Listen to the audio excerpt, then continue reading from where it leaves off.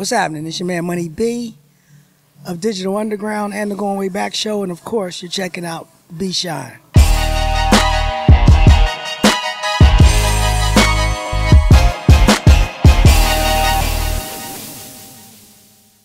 Well, I was born in Philadelphia, Pennsylvania. That's where most of my family is.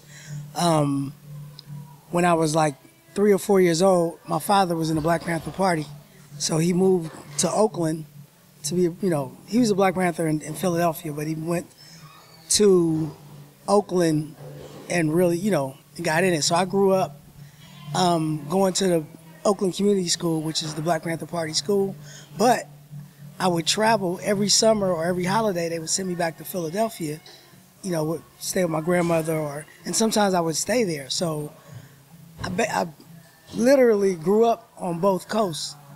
You know what I mean? So I always tell people I probably know more about hip hop than most people, especially, and even people in New York. I know it comes from there, but when I was growing up, not only would I go home and go to like the park jams and be exposed to, the DJs scene like in the late 70s, because my older cousins would take me with them to go to like these jams and whatnot.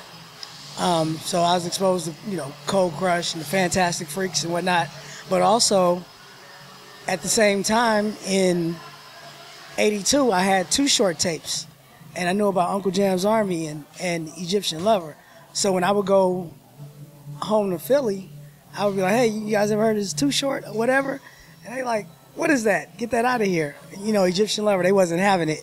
But then when I would go back east, I would come home with tapes of like,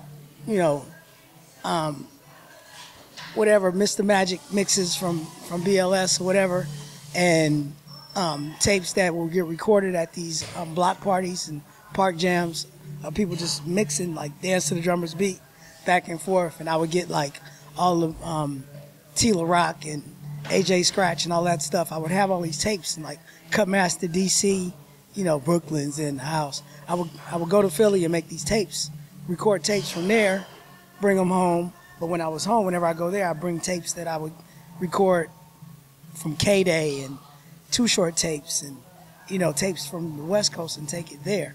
So I had the knowledge of really a lot of both coasts growing up. Before Too Short, I thought you had to be from the East Coast or live in New York to make a record. And, of course, like I said, I was having his tapes, cassette tapes, Too Short. There was Magic Mike, Calvin T and Magic Mike. I don't know if you ever heard of them. They never really made records, but they were doing the same thing back in the day. I would get these tapes, but I was like, okay, this is just Bay Area shit. They'll never make records. Plus, you can't really cuss like that on records and whatnot. So when Too Short made his single, I think it was Short Rap and Girl, That's Your Life, when I seen that on vinyl, Too Short, it was on 75 Girls Records. And that was like in '84 or something like that. I was like, it can be done. So it just inspired me. Like, okay, so you can actually not live in New York and actually make a record. It was just like to see somebody from my area that I could physically touch, see them make a record being from the Bay Area, that said, okay, I could probably do it too. In 10th grade at Berkeley High, I entered a talent show. I was in a group, but the rest of the guys in my group, their grades weren't good enough to be able to perform. So they made me do it by myself, and I didn't think that I could, but I did that. And from there, people started to know me as, that's the little rapping dude. So I kind of got a name because I killed it. You know what I mean? I rocked. So from there, I think in like '86, a schoolmate, a classmate of mine, his name is CJ Flash. And I think now he's doing radio up in the Bay Area. But he used to make beats, and he allowed me to come record at his crib. And then he said, I got a friend, Dave, DJ Goldfinger, who later became DJ Fuse, the DJ for Raw Fusion and Digital Underground. He said, let him do the scratches on it. We were formally introduced, because I had seen him around town before from breakdancing. I used to breakdance. And we did that song together. And from there, we kind of said, hey, let's work together. So we started actually making actual demos and started getting in talent shows. And that's kind of when and then people started telling me, like, you're actually good, And so from an early age, I had so much support from my family and friends telling me that I was good enough to make a record. I kind of just felt like it would happen eventually.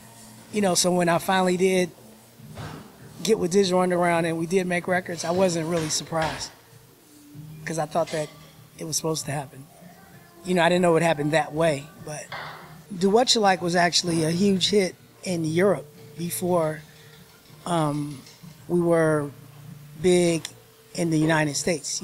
Humpty Dance was the song that took us, over the top here in the States, but we were pretty big in Europe.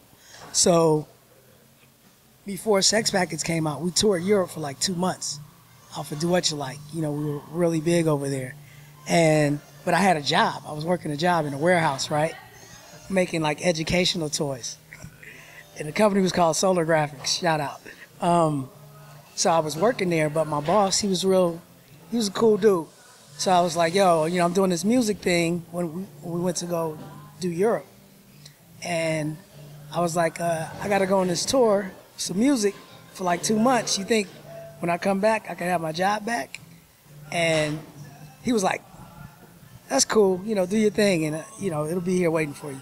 So I went, we toured Europe for 2 months, came back home, and I went back to work. Got my job back. So while we were recording Sex Packets, I was still working. So after we recorded it, I think we would do shows here and there, or I'd be like, hey, let me leave early, I got the show. He's all right, that's cool. So I'm at work one day, because I used to play all of my music at the job. We had a radio. And so I'm at work, and Humpty Dance comes on the radio. I played it at work, so I'm assuming that it was just from the cassette. And my friend was like, hey, Ron, dude, isn't that your song on the radio? And I was like, that is our song on the radio. So it happened so fast. After that, it was like, okay, you guys are going on this national tour with, I want to say Public Enemy or whatever it was. So I go to my boss, and I'm like, yo, I'm about to do this tour. When I come back, can I have my job back? And he's like, cool. And I never came back. It was just like, from there we were gone. Everybody has their opinion or what they expect you to be. You know what I mean? So, meaning your friends or whatever, they want you, of course they wish success on you, but they want you to be around. And like if you're not around, then you're not, you're not being, you're not keeping it real. You're not coming around or whatever. But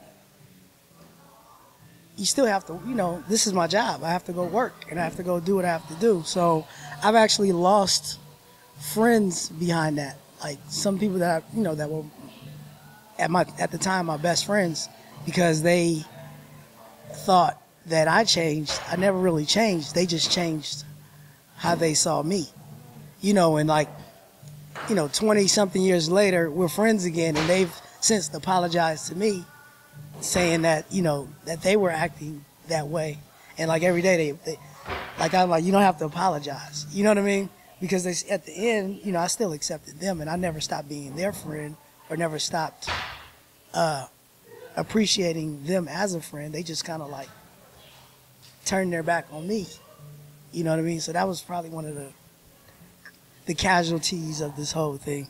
Two things. One, because, I'm such a huge fan of hip-hop, always have been, is the fact that I know that I've been a part of some hip-hop classics, and you can never take it away.